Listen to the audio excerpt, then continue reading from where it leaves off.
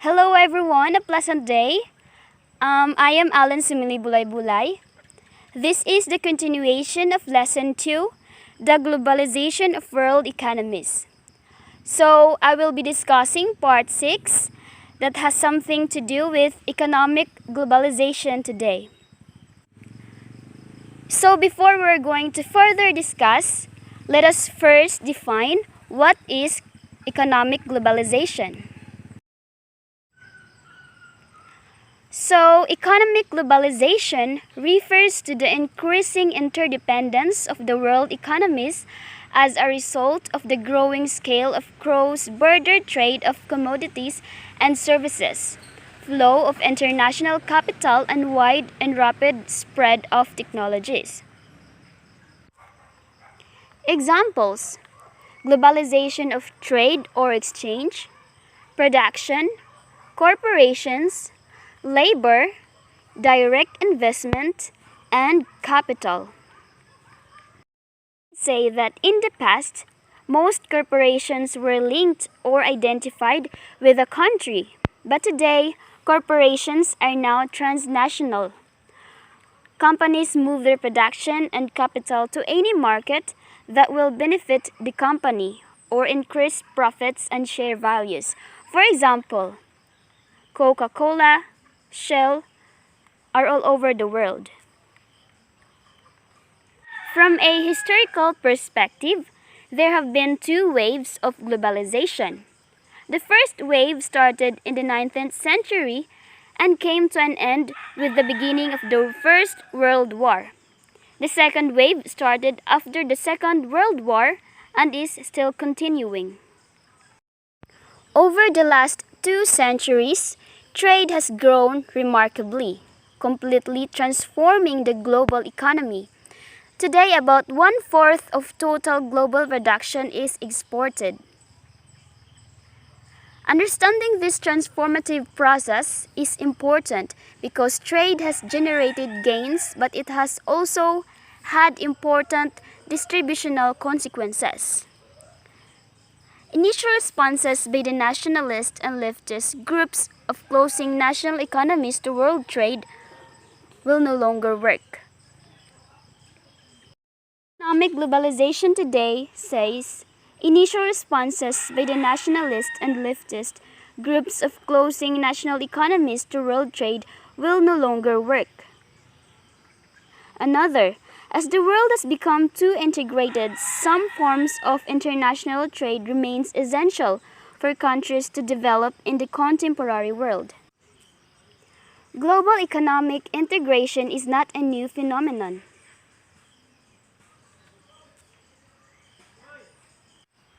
The implication is that trade has an impact on everyone. When a country opens up to trade, the demand and supply of goods and services in the economic shift. When a country opens up to trade, the demand and supply of goods and services in the economy shift. So there were three fundamental factors that have influenced the pattern and pace of economic integration in all of its important dimensions. First, through human migration. Second, through trade in goods and services. And lastly, through movements of capital and integration of financial markets. Letter C. For one, export make national economies grow at present. It is because exports facilitate international trade and stimulate domestic economy activity by creating employment, production, and revenues. Companies that export are typically exposed to a higher degree of financial risk. Letter D. In the past, advanced nations benefited the most from free trade as they were producing and selling industrial and agricultural goods. Free trade increases prosperity. Let's say, for instance, the Americans and the citizens of all participating nations. By allowing consumers to buy more, better quality products at lower cost, it drives economic growth, enhanced efficiency, increased innovation, and a greater fairness that accompanies a rule-based system. Developing countries can benefit from free trade by increasing their amount of or access to economic resources. Free trade agreements ensure small nations can obtain the economic resources needed to produce consumer goods or services. By 2011, considerable changes were evident. Developing countries like the Philippines, India, China, Argentina, and Brazil accounted for 51% of global exports, while share of the advanced nations had gone down to 45%. This is facilitated by the trade liberalization, which these are made up of World Trade Organization lead reduction of trade barriers that altered the dynamics of the global economy. The World Trade Organization facilitates implementation and administration and smooth operations of trade agreements between the countries. It provides a forum for the trade negotiations between its member countries. Free trade through lowering trade barriers such as customs duties, the World Trade Organization agreements provide for gradual trade liberalization to allow domestic adjustment to the changes. It also provides stability and predictability in the international trade arena. Economic globalization has ushered an unprecedented spike in global growth rates. Well, globalization has also been a key driver of unprecedented economic growth, and as a result, we now live in a world with much less poverty. Overall, with higher level of human capital and stronger financial systems, the globalized countries benefit from the growth effect of globalization. It means that increase in economic globalization in high middle income countries boost economic growth. But this effect is diverse for low income countries. According to the IMF or the International Monetary Fund, the global per capita GDP rose over fivefold in the second half of the 20th century. This growth created the large Asian economies in Japan, China, Korea, Hong Kong, and Singapore. The International Monetary Fund or IMF promotes international financial stability and monetary cooperation. It also facilitates international trade, promotes employment and sustainable economic growth, and it also helps to reduce global poverty. Yet, economic globalization remains an uneven process. This is due to some countries, corporations, and individuals benefiting a lot more than the others. Firstly, developed countries are often protectionist.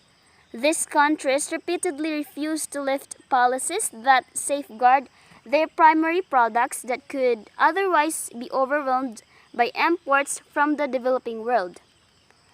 So let's say for instance, for example, the Japan's refusal to allow rice imports into the country to protect its farming sector. This disproportionately affects poorer countries. As such, trade imbalances that benefits richer countries characterize the economic relations between rich and poor countries. So I could say that there is an economic gap or global inequality. In classic economic theory, countries with a trade deficit will see its currency weaken, while those with a trade surplus will see its currency strengthen. Consistent trade deficits can negatively impact the domestic nation through lost jobs, deflation, and government finances. Third, global commerce has increasingly benefited transnational corporations rather than governments. Transnational corporations are a key driver of globalization because they have been relocating manufacturing to countries with relatively lower unit labor cost in order to increase profits and returns for shareholders. As government attracts the transnational corporations to invest in their respective countries, governments turn to loosening tax laws and lowering their labor standard that protects workers' interest. This drastically sacrifices social programs, labor welfare, and environmental laws that are very costly in the long run. This gives life to the concept of race to the bottom, of which transnational corporations acquire so much profits at the detriment of governments lowering their labor and environmental standard. So as you can see, the concept of a regulatory race to the bottom emerged in the United States, when there was a charter competition among states to attract corporations to base in their jurisdiction. So the debate about the race to the bottom hypothesis focused mainly on the globalization and the entry of developing countries into the global market. So the idea is that international trade and investment will turn to lower cost countries more easily when these countries become more integrated in the world economy. So that's all that I can share as of now. Thank you for listening and God bless.